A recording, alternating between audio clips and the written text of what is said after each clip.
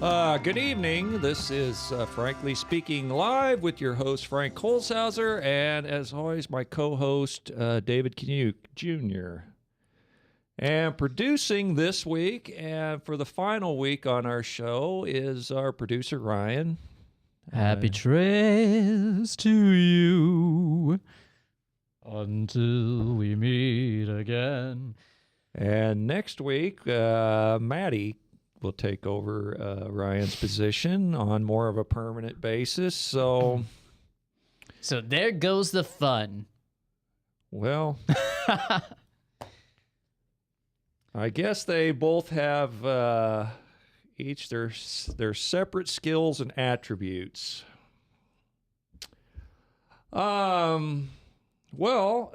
Being that we live here in Iowa, State Fair is going on at this time of year. Yes, it's also World Cat Day. Well, I could probably do without that, but I just wanted you to know. Never been a large feline fan, maybe the two-legged variety, but yeah. Always liked the original Catwoman in Batman. Yeah? There was two Catwomen in the Michelle original. Pfeiffer? No, well, the original Batman series, it was, it was Eartha Kitt and Julie Newmar later on. And then they had a movie that come out in the late 60s with Lee Merriweather as the Catwoman. But I always kind of preferred Julie Newmar. All right. But that, if you mention Batman to probably someone your age, they would obviously think of Michelle Pfeiffer. Right. That's the joke. And then who was it that the woman who was in the cop who was in Pet Detective, Ace Ventura? I have no idea. You've seen Ace Ventura? No, I haven't actually. Oh, you didn't? Yeah. Well, she was quite PO'd she didn't get the Catwoman part. Oh. And there was quite a kerfluffle over it. In which version? Batman Returns or the last version that came out? The version with Michael Keaton. Okay, yeah, that would have been I Batman think she Returns. was vying for Michelle Pfeiffer's role in that, Yeah. and she was quite disgruntled that she didn't get it. Sean Young, I believe her name is. I can't picture her now. You didn't see Ace Ventura? I really didn't. Okay. I know. It's Alrighty then. Deprived child. Alrighty then. I don't get it. All right. Well, get the show started here. That was off air. We're experiencing this afternoon some audio issues, and I don't know. I had pretty good luck when I was plugged into this. Are you hearing me? I hear you loud and clear. Okay. For some reason, we got a buggy box. well, that one over there isn't working well, and this isn't working well. So, Ryan, make note that this one and this one, the caddy corner ones, are working, and these two aren't. We was having some audio issues this afternoon. A lot of crackling in the audio, and Did you check for Rice Krispies? And the noise level, the volume level, was kind of low. So I was starting to have those issues with this, and I quickly switched over to this. So we're good to go. I guess I'll start this week with something I wrote here on August the 3rd, and I write here on Facebook, many think it is a virtue and a mark of intelligence to doubt, question, and quibble the Word of God. What they fail to see is that it is Satan who projects and insinuates these objections, and God will always give you enough rope and room to hang yourself. You see, madam or sir, that is what faith is all about. Sin is a mystery, and mysteries can never be explained by science. But mystery is no excuse for doubt. You want knowledge for mystery, seek God in faith, and He will reveal to you as much as He knows you need.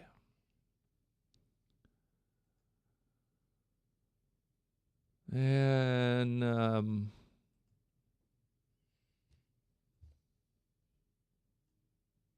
Then on August 3rd, I also wrote this down. When it comes to the Reformation or the Reformers, it is always better to fall one step short of the mark than to go one step beyond. Ignorance can always be more easily overcome than pride. Such is the case with those whose proud arrogance won't let them admit they went too far. And I started to dwell on that this week because of some personal experiences in my own life, and I think that almost applies in every avenue of life. It's always better to come one step short of the mark than go beyond. Because oftentimes when you go beyond, you're relying on your own wisdom as opposed to God's. And a lot of times when you rely on your own wisdom, you take it so far that it's hard to walk back.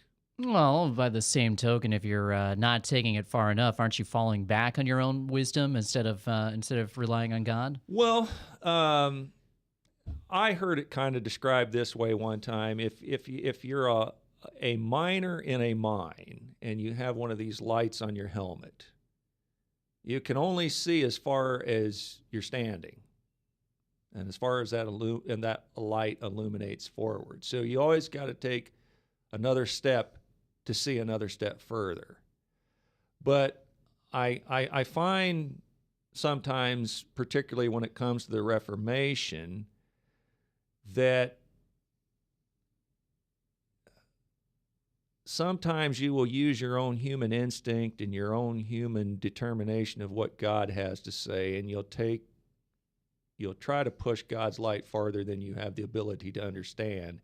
And sometimes you'll venture into uncharted water that it becomes kind of a, I don't want to say bravado, but you get to the point where you don't want to step it back because you don't want to eat your words. Well, that's doubt, isn't it? Well, I mean, if you're being led in a direction and then you pull back, that's doubt. Well, I don't know. I mean, I guess I would trust God to lead me exactly where I need to go and not worry about if I'm going too far. Well, and in whose eyes am I going too far in the first place? Well, I'm just saying God's light will lead you to where God's light will eventually lead you to where he wants you to be. Exactly. So that's not going to be going over or going too short. That's going to be right where you need to be. But what I'm saying is a lot of times when we go beyond God's light, we're venturing into our own interpretation of things. And that's where man gets into a lot of trouble, is when you take it a step farther than where God's placed you. Well, the point is who's making that determination that you've gone too far?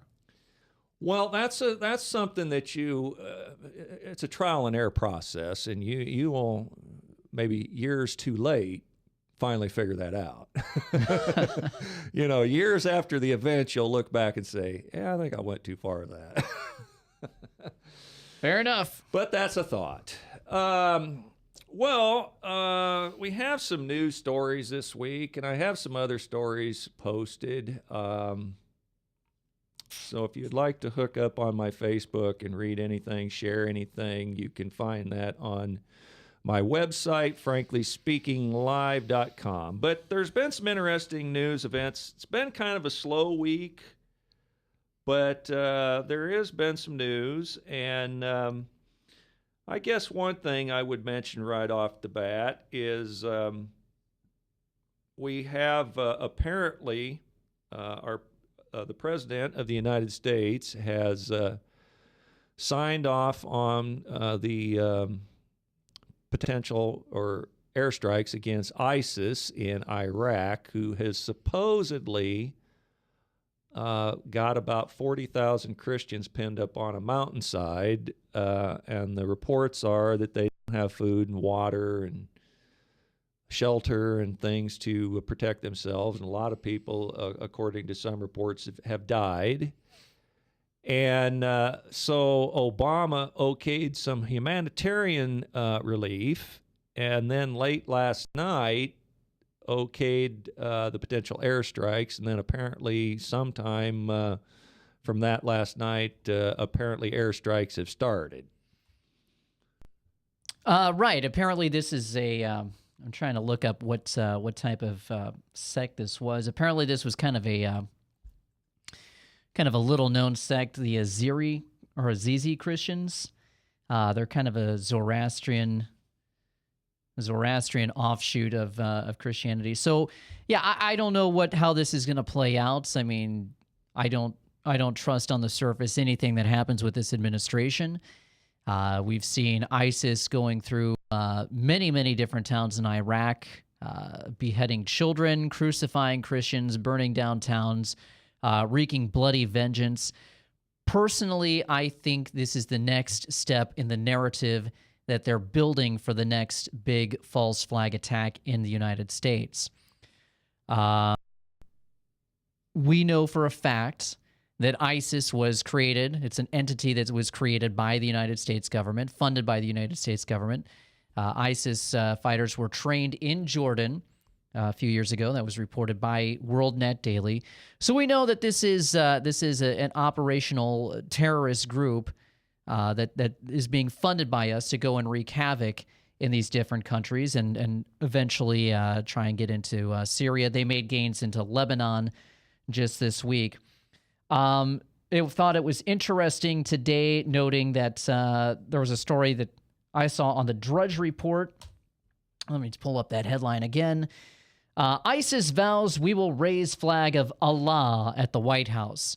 So to me, that's, again, setting the narrative that there is going to be a false flag attack by this group, ISIS, in the United States. It's probably going to involve nuclear and or biological weapons.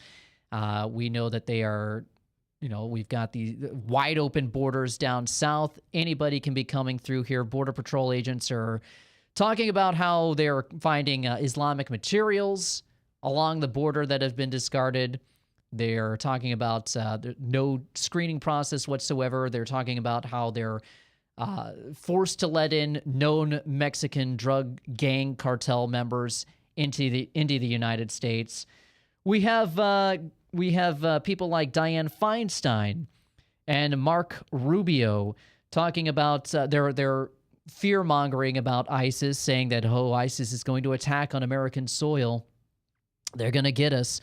And these same two people who are absolutely for open borders down south, they're for amnesty for all of these illegal aliens. So yeah, that's I really do feel that this is part of the narrative that is being built for the next attack. So ISIS is going to attack in America as revenge for what happened to them in Iraq.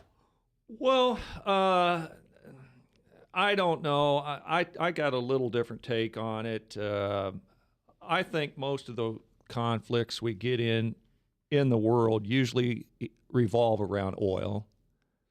And the northern Kurdish region of Iraq is rich in oil, and they're the most successful of the between the Sunni and the Shia and the Kurdish. They're the most successful. They're the most pro-Western, and there's an abundance of oil and a lot of oil fields up there. So I'm guessing this is a effort, knowing Obama's prior history, that he's not the kindest towards Christians.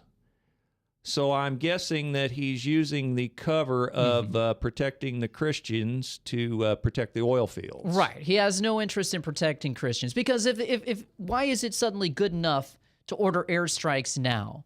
Why wasn't it good enough before, when ISIS has been reportedly for months going around and doing all of these horrible things? But the supposedly the Kurdish fighters are kind of retreating and falling back to some baseline protection areas, which has kind of left some parts of the country vulnerable. So they feel like now's the time to do it. But this has been Frankly Speaking live with your host, Frank Holzhauser, and my co-host, David Canuck, and we will return after the break. From the RE/MAX Real Estate Concept Studios, this is Webcast 1 Live. Get away from us, you need old credit card. We don't have any more money. We're in trouble now. Save us! Help! Somebody save us! Somebody help! Help! Save us!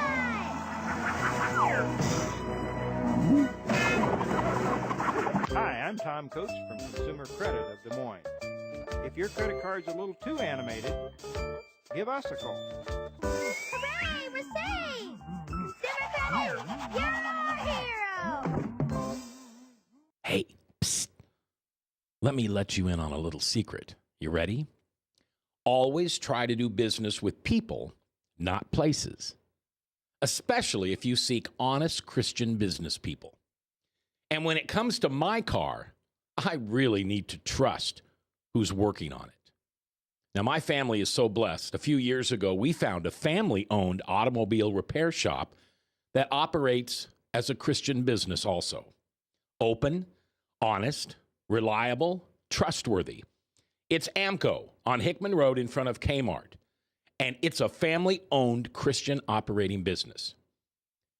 This family treats your car as if it was their car. Everything from oil changes to transmission repair and everything in between.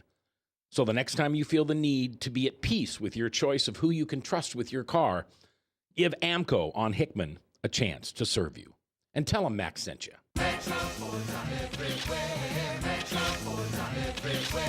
See them here, see them there. You got bad credit, we don't care.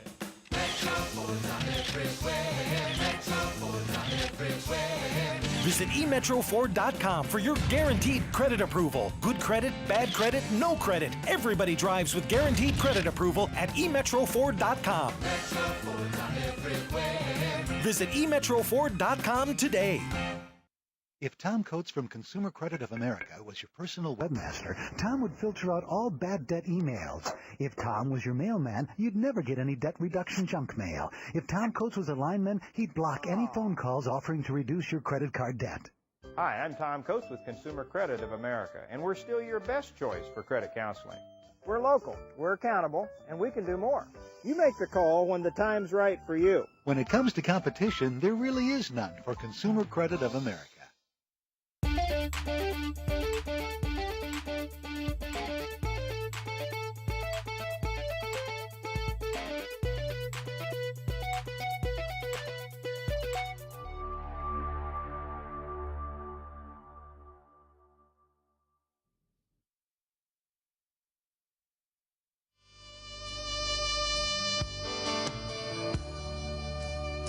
And we're back with Frankly Speaking Live. I'm your host, Frank Holzhauser, and my co-host, David Kanyuk, and Ryan producing. If you'd like to join the show for any reason, questions or comments, Or if you just want to try and sell something.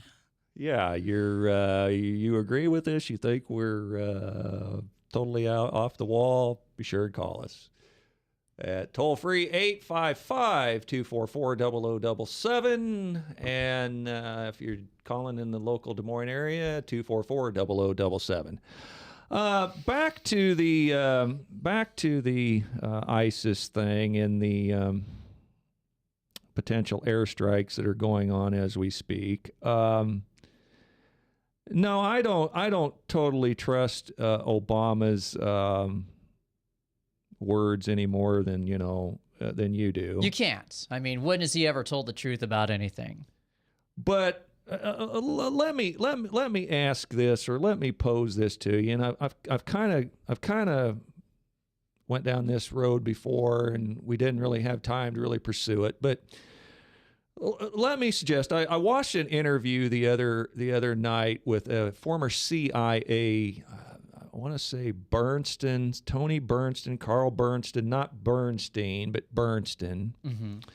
And they were talking about Osama bin Laden and how the United States had basically trained Osama bin Laden to basically fight a proxy war in Afghanistan against the Russians. Now, you can dispute the merits of that foreign policy.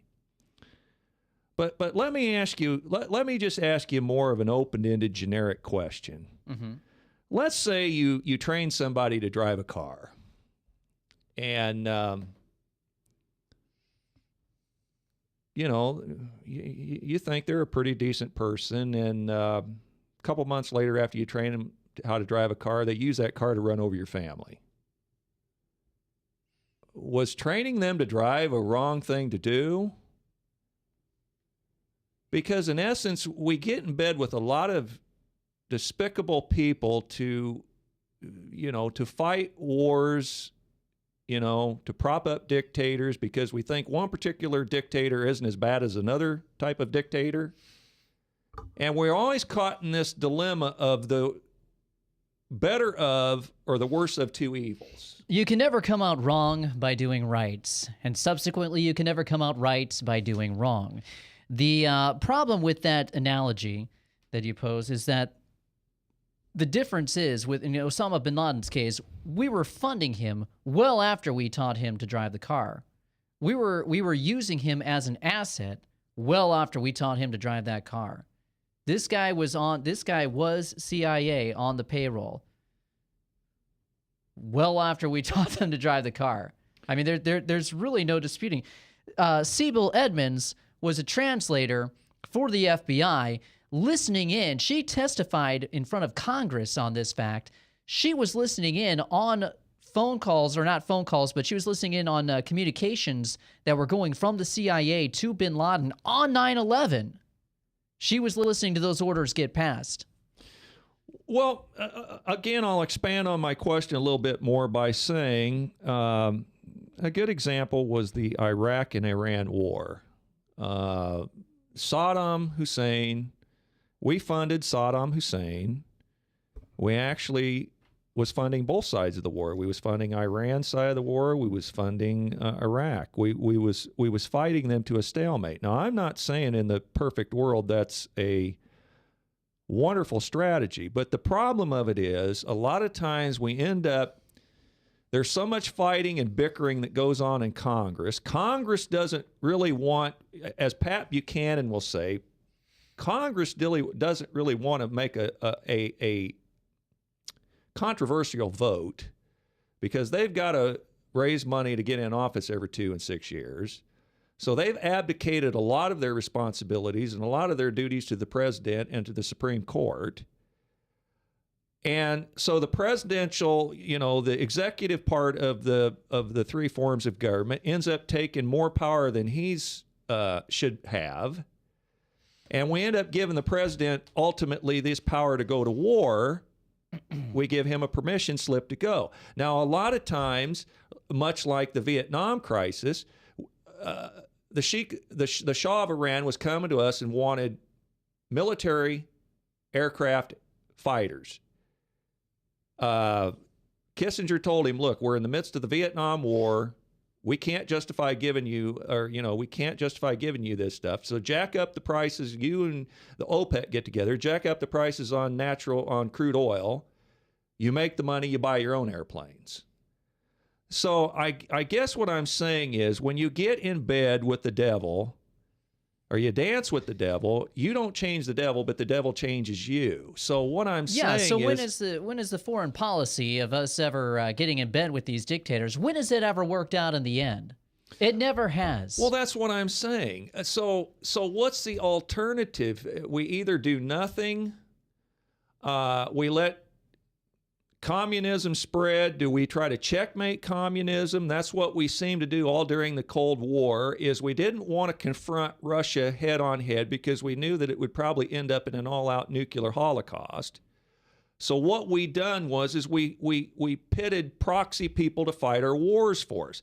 I'll give you this example. Say you live on a street and you've got some gang violence down here. So you go down here and you make buddies with this gang and you say, I want you to do this fighting over here to keep the fighting off of my block. So maybe you teach this kid karate, or you teach this kid some martial arts, or you give this kid some training, or you give him some money. And then inevitably, the training you give him, he ends up turning against you or someone that you love.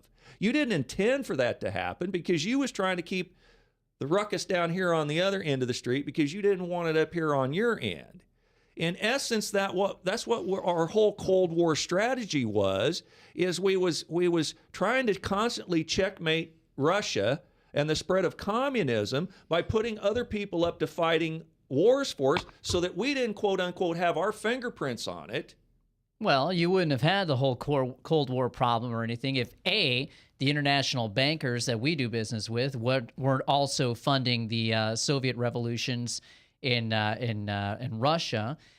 And also, if our intelligence apparatus weren't busy putting Mao in China, you also wouldn't have had that if we hadn't held people like Patton back, who wanted to go into Russia and take care of the threat. Well, sure. During World War II. As my grandpa said often, I can remember him saying, when we kicked Germany's butt, we should have turned right around and kicked Russia's butt. Because what inevitably we done is we let Russia get away with all those scientists. And then we had this détente with Russia because of our friendship, the friendship between old FDR and Churchill and Uncle Joe Stalin. Well, I'm not saying that our foreign policy is anything to brag about and write home to mother about, but what's the alternative? And I would just say that to Saddam Hussein, let me finish this one quick point.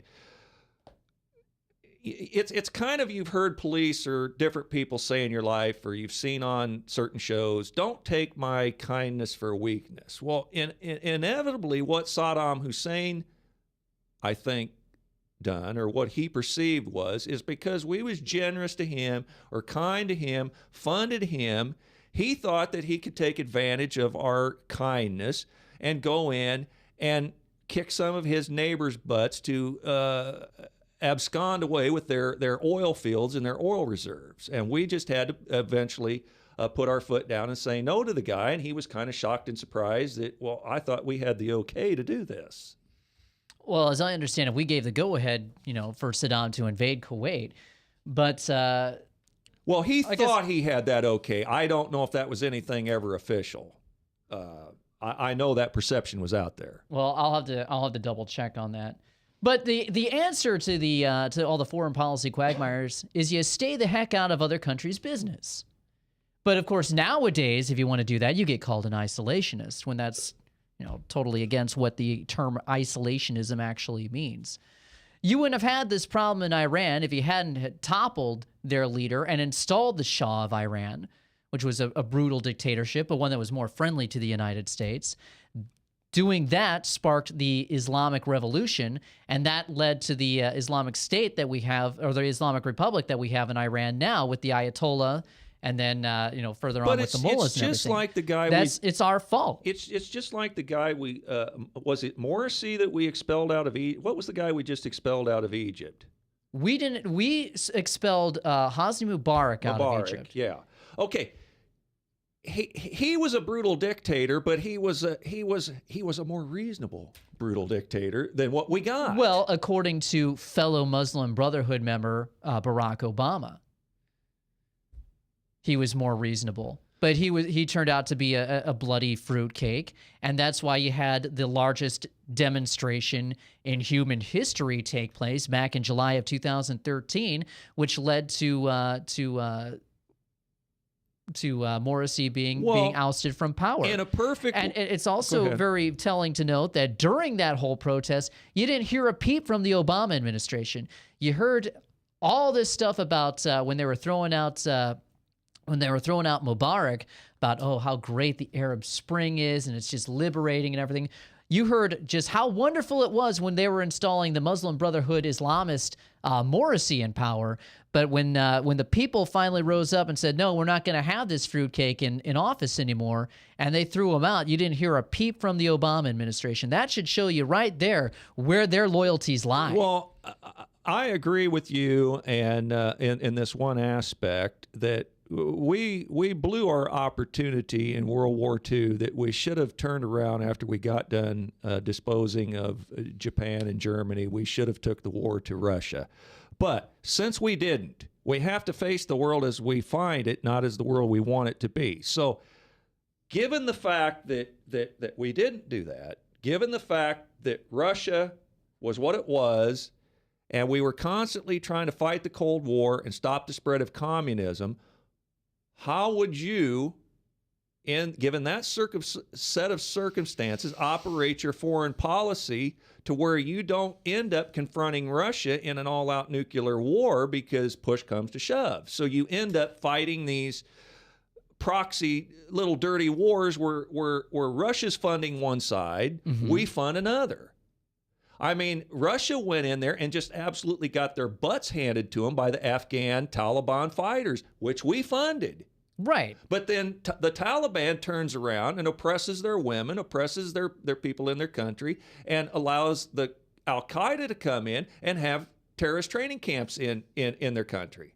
So we end up, our whole policy ends up, what we started to do ends up backfiring in our face. Well, there's a difference between backfiring in our face unintentionally and backfiring in our face intentionally. And what happened with Al-Qaeda and 9/11 backfired in our face intentionally because we set up those Muslim training camps because we were using them further as proxies in places like Kosovo and places like that. But that's still a leap to say that we want those people that then in turn blow up our buildings. It wasn't those people who blew up our buildings. Well, no, but I'm still saying we not necessarily training them to go to war with us. We're using them as the scapegoat so we can build a police state in this country. But yeah, those people had nothing to do with 9/11. Well, this has been Frankly Speaking Live, and I'm your host, Frank Holzhauser, and my co-host, David Kanyuk, and we will return after the break.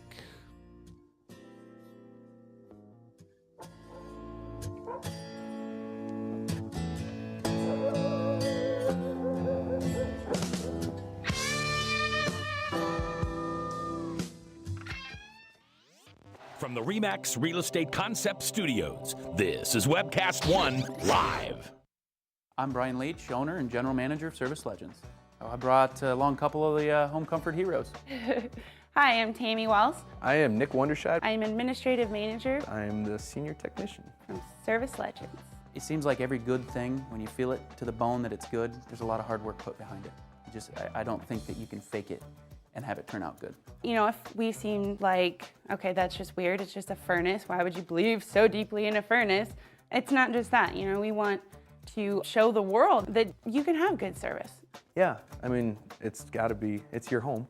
You know, it's built into our daily trainings, it's built into our culture, that we're gonna do whatever it takes to have each client say they love us, period. That's why we spend all the hours in the training that we do. And if we guarantee it's gonna be a good experience for you, or else it's free, what type of work do you think we're gonna do? There is a guarantee. Temperature selection guarantee, fixed rider it's free guarantee, comfort guarantee, best value guarantee. All of these guarantees hold us accountable to ensuring that we exceed your expectations. And if for whatever reason we'd fail and we can't make it right, we guarantee all of those guarantees with a 100% money back guarantee. I mean, if you don't think that your technician can fix it right, are you gonna say that to a client? No. You don't have to worry about having a technician come to your house. We drug test, background check all of our team members. We put safe people in your home. Each and every one of our service techs, 400 hours a year in training. You tell it the minute they walk in the door. They know what they're doing, they've done their homework, and they actually truly care about what you want. Because at the end of the day, you're the person that makes sure I have a job. They're gonna be listening. They're gonna wanna know what your challenges are. Then they're gonna come and give you options, and you get to choose. If I'm there to help and I make it easy and painless, I did my job right that day. Well, when it comes to your comfort, safety, and your family, you know, you don't necessarily go buy the most expensive, but you get the most bang for your buck. Oh, it's worth it, because there's a lot of people that will find a way to get it to work right now and then leave and then come back, charge you again, and the cycle just repeats itself. So when I'm out there looking at the furnace, I want to find why it failed today. How can we change the part today with something that you're not going to have to worry about? Is it worth changing the part today? I mean, you can put a lot of money into a furnace. I can fix parts all day. There's good job security in that for me. But is it the right thing for you? I get a lot of the phone calls of after the technicians are there. They're just in awe. They're like, wow, you guys are great. I mean, I don't even know what to say. You guys are great. Everything you did was perfect. It was great. Keep going though, I like this. Just give us a try. I'm gonna take all the risk. I've got the time to make this right. I've got the support to make it right. Just check us out. And if you don't see the value in what we do, I mean, fixed rider, it's free or 100% money back. enough said.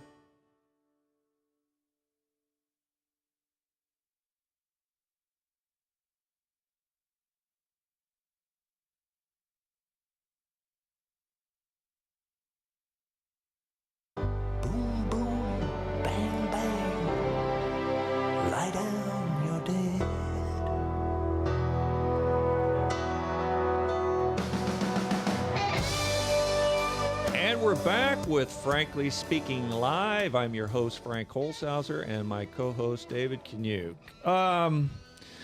Well, as I said, it's been kind of a slower news week than normal the last couple of weeks. But there's the Ebola. Yes, there's always some news, though. I mean, even on slow weeks, there is some news if you search enough. But I caught a story this week that just smacks of hypocrisy. So I'll take the opportunity now to just use this for my hypocrite of the week.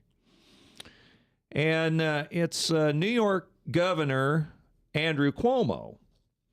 Now, apparently, Andrew Cuomo has commissioned a panel to look into corruption in the New York halls of New York government. I don't know, for lack of a better word. From the halls of New York government. But apparently, to the shores of New Jersey. But apparently, he's exempted himself. What? And his anybody in his administration from the corruption investigation. Well, isn't that nice? Isn't that convenient? Isn't that convenient? And who put you up to that? Let's see. The Prince of Darkness, Beelzebub, Satan. So he's exempt, just like Congress is exempt from insider trading laws, just as Barack Obama seems to be exempt from every stinking thing that he does. That's it shows you. What's the point that what am I trying to make here? Just the spirit of corruption that is infested this country, like every single corner of this country.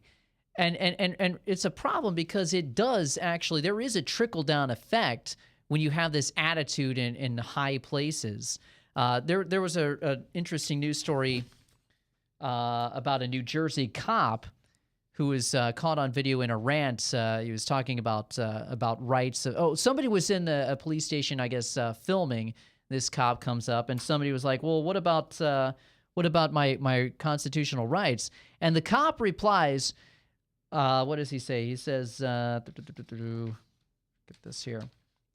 He says, "If Obama doesn't follow the Constitution, we don't have to." So that's the mindset that happens when you don't have, and I know you shouldn't be looking to human leaders as your ultimate authority, but that is what ultimately will happen. Well, they do set an example. How do you expect the people who are illegally immigrating to this country to be expected to follow the laws when our president won't follow the laws? Right. They don't care about following the laws. There was a video that surfaced this week about two so-called dreamers that confronted our Congressman Steve King.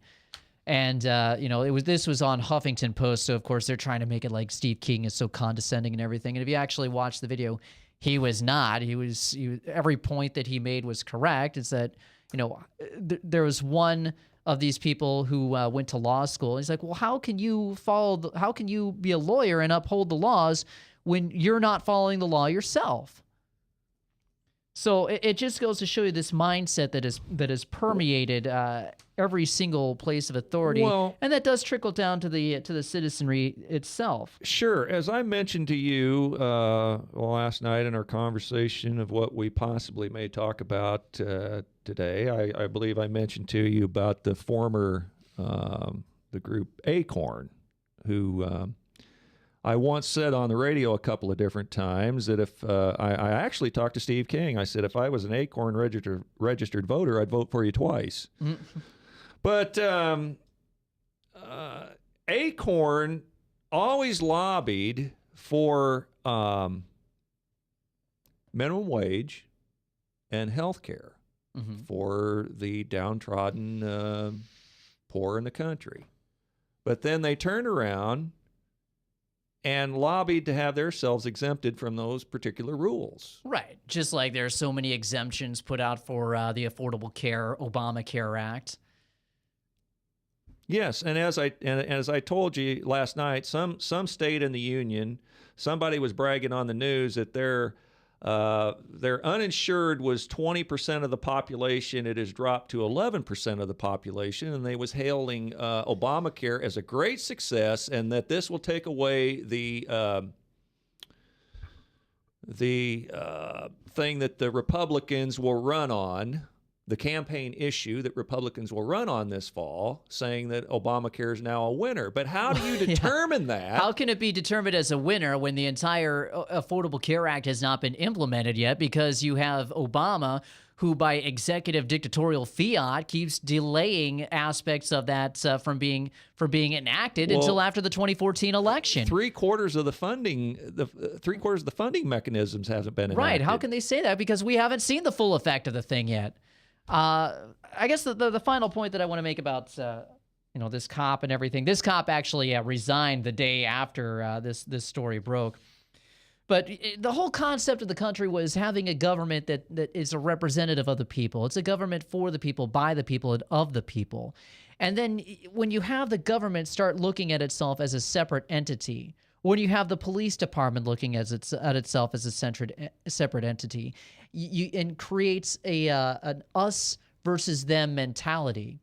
And then when you have this group viewing itself as a separate entity, trying to enact laws or enact regulations that protects them instead of protects everyone else, when you have two sets of rules, two sets of laws, that's when you have tyranny.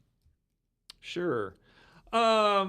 Well, we have, again, there's no morals, there's no ethics, there's no standards in government. It's a free-for-all. And it leads to these things like Lois Lerner. It leads to a lawless Justice Department. Eric Holder's running. Apparently, we have another hard drive issue of somebody who has been deleting emails. Did you happen to have that story? Yeah, I've got it in here in my stack. It's kind of a hodgepodge stack, so I apologize. This isn't. But yeah, apparently there were a bunch more of those Lois Lerner emails that were deleted. Well, this is another. Oh, here we go. Obama official deleted Obamacare emails sought by Congress. The administrator of the Centers for Medicare and Medicaid Services deleted some of her emails and may not be able to cooperate with the congressional investigation into the flawed Obamacare rollout, CMS has warned Congress. Marilyn Tavenner, who was appointed by President Obama to take over CMS within the Department of Health and Human Services in 2013, prior to the Obamacare rollout, deleted some of her emails and did not save hard copies as the Federal Records Act requires her to do, MSNBC reported Thursday. Though Tavenner's computer did not crash like ex-IRS official Lois Lerner's computer allegedly did, Tavenner may be unable to cooperate with House Oversight and Government Reform Committee subpoenas. So how come she's not being tasked for not following the law and backing up those emails like she's required to do? Well, you'd have to have a Justice Department with some testicle fortitude to actually go after anybody. And That's apparently right. When you've got your NCAA basketball tournament buddy as your attorney general, that isn't going to happen. Yeah. Well, this goes back to my argument from last week or maybe 2 weeks ago about why you have to seek impeachment of this president.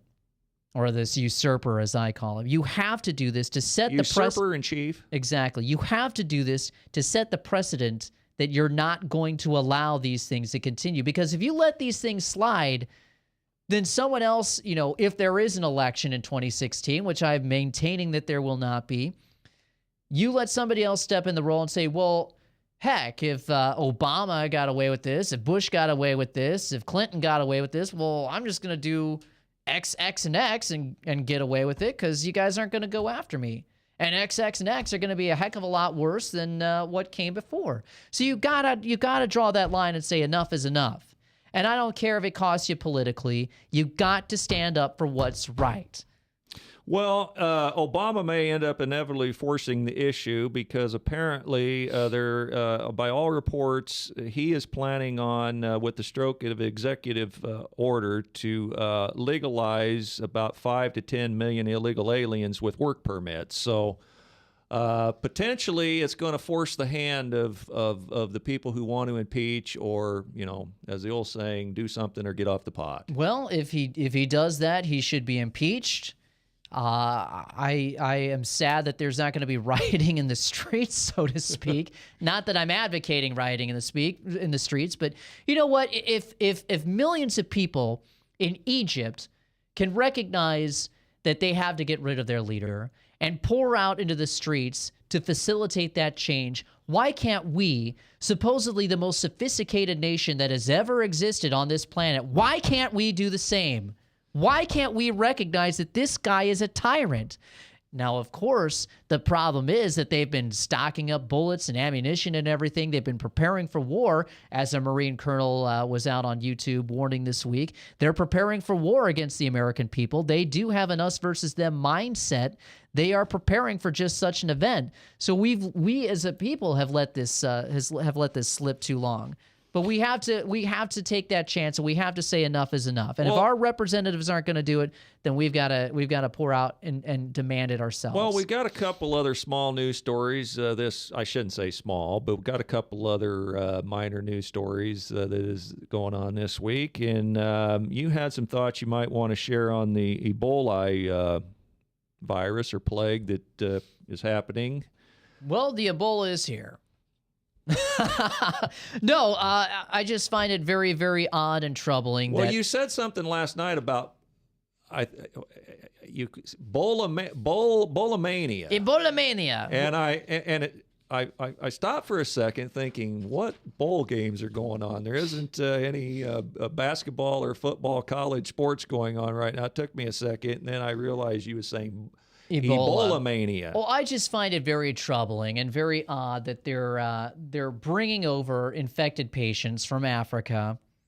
They're bringing over infected patients into the country for treatment, into not just this country, but to a hemisphere that has never experienced this disease. It just doesn't make any sense. And Michael Savage raised the point on his radio show this week. He raised the point that they're violating the first rule of a deadly outbreak like that. They're violating the first rule, and that first rule would be isolation. So why aren't they isolating this? Why are they bringing this missionary over? And I'm very sorry that this missionary who's going out there to do good work has gotten sick. Well, this has been Frankly Speaking Live with your host, Frank Holzhauser, and co-host David Canuck, and we will return for our final segment. From the RE/MAX Real Estate Concept Studios, this is Webcast 1 Live. Get away from my Sumito credit card. We don't have any more money. We're in trouble now. Save us! Help! Somebody save us! Somebody help! Help! Save us! Hi, I'm Tom Coates from Consumer Credit of Des Moines. If your credit card's a little too animated, give us a call. Hooray! We're saved! Consumer Credit, you're our hero!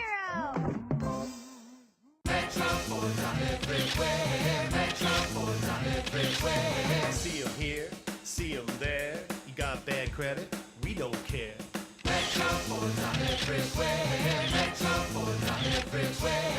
Visit emetroford.com for your guaranteed credit approval. Good credit, bad credit, no credit. Everybody drives with guaranteed credit approval at emetroford.com.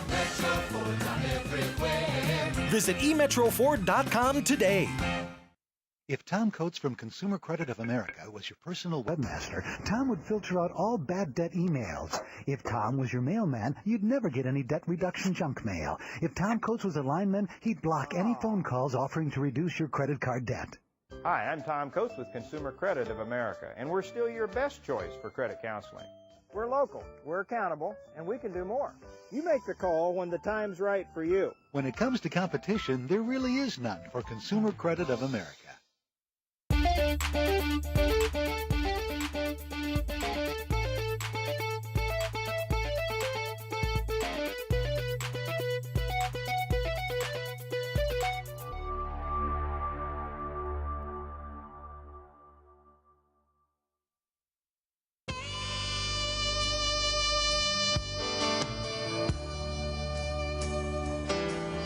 And then we're back with Frankly Speaking Live. I'm your host, Frank Holzhauser, and my co-host, David Kaniuk. The hours went by pretty quick for having a slow week, I guess. There's always 10 minutes left to hit a few things, but I would just mention on the Ebola that a black leadership like Al Sharpton and Jesse Jackson's always out there trying to stir the pot, and I think I heard something to the effect that this is some conspiracy to infect the black man with the virus, much like supposedly we tried to infect him with the AIDS virus by unscrupulous doctors in Africa or whatever. But, besides that, you wanted to make a final point on... Well, this is a new strain of Ebola, and there is evidence that this is a weaponized strain. In fact, that blonde State Department bimbo, I can't remember her name, Paskey or something like that. Jen Psaki. Yeah, she actually slipped up this week talking about Ebola in Africa and called it an Ebola attack. And then corrected herself later on.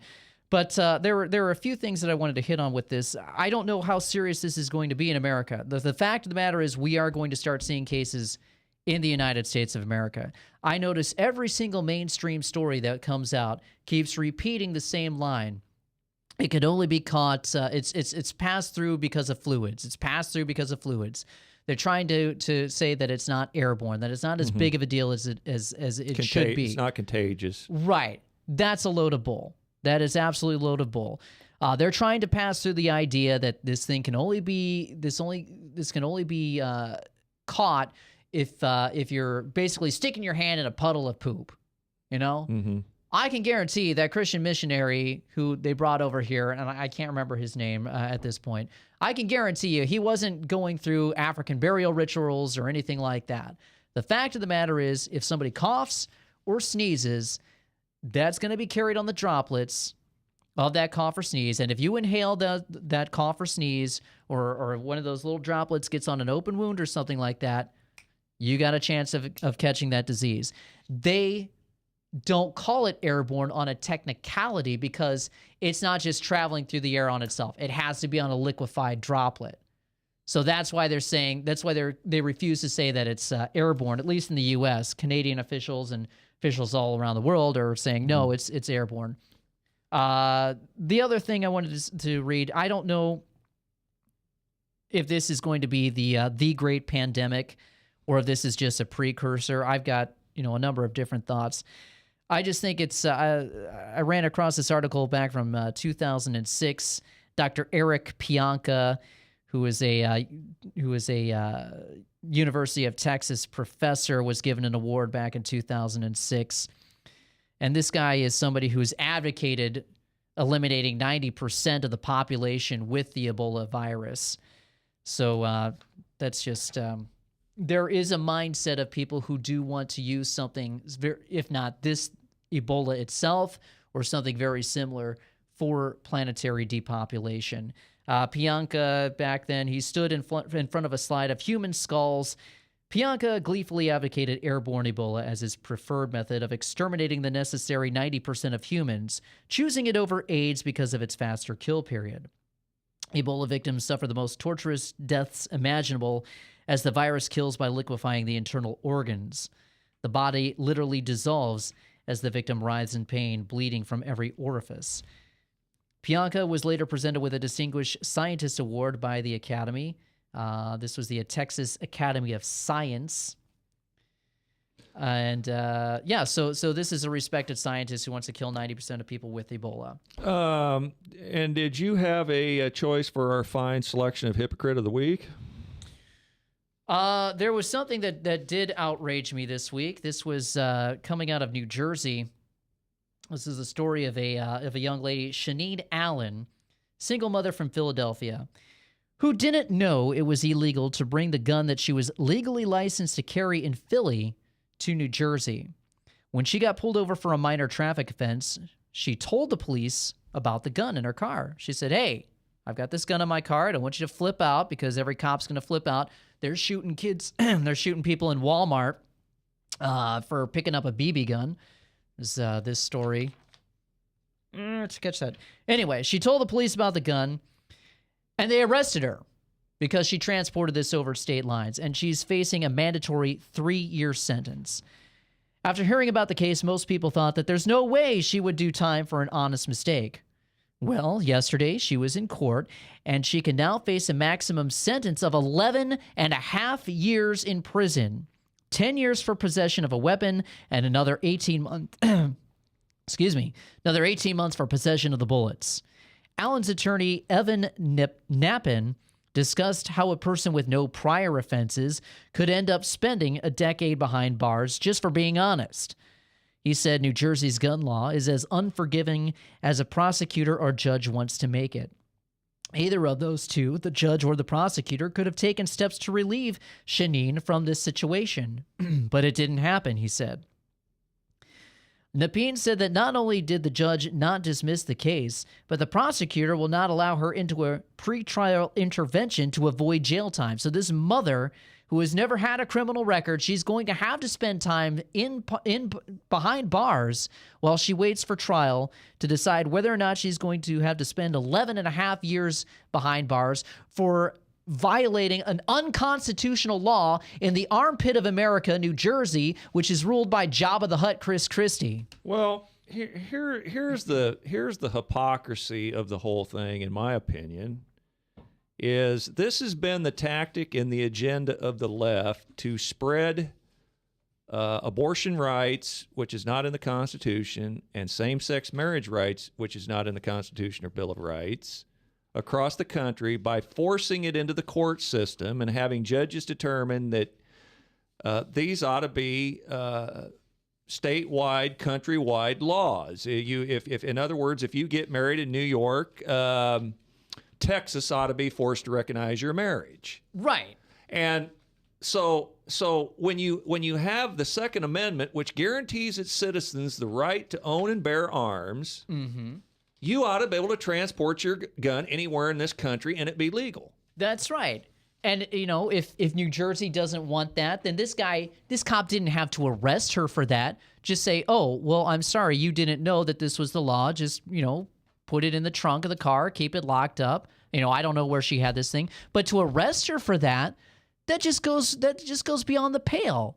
Well, supposedly that's the way you transport all your weapons, is you transport them where you can't get a hold of the gun. You can't reach the gun. It's not easily accessible. Right. So when you lock it in your trunk, you'd have to stop your car, open your trunk, get the gun out of your trunk. Right, and it's a ridiculous regulation, and a lot of states have that regulation. But the fact that she's arrested, the fact that she has to wait in jail while she's waiting for trial, the fact that she may end up with 11 and a half years or any jail time whatsoever for this woman who has not had any criminal record whatsoever, this wife, this mother of multiple children, to face this for the act of carrying a self-defense item, it's inexcusable. And the fact that there's not been any word out of the Chris Christie administration on this, you know, he could throw this out, he could do something, say something to throw this thing out, but he's being silent on this because Chris Christie is a huge gun control advocate. He's no conservative, and I will not vote for that son of a gun if he's the party nominee. Well, they're blue state, what they call blue dog, moderate to liberal-leaning Republicans at best, and they feel like they got to win in Rome, win in Rome, live as the Romans. That cop is in violation of his oath. He's in violation of the Constitution. It's that cop who should be arrested for wrongful imprisonment. Well, of course, again, if we had any kind of leadership, like the president or the Justice Department or anybody would uphold our laws, it would be nice. So how do we expect anybody else to observe it? Goes back to that other cop. If Obama's going to trash the Constitution, if Obama's not going to follow the Constitution and what he said, then we don't have to either. Our main cop in D.C. in the Justice Department, Eric Holder, isn't upholding the laws. That's right. Well, that's why you've got to go after impeachment. Well, this has been Frankly Speaking Live with your host, Frank Holzhauser, and co-host David Kanuke, and our producer, Ryan, the last week. And we will join you next week at this same time and same channel, only Maddie will be producing.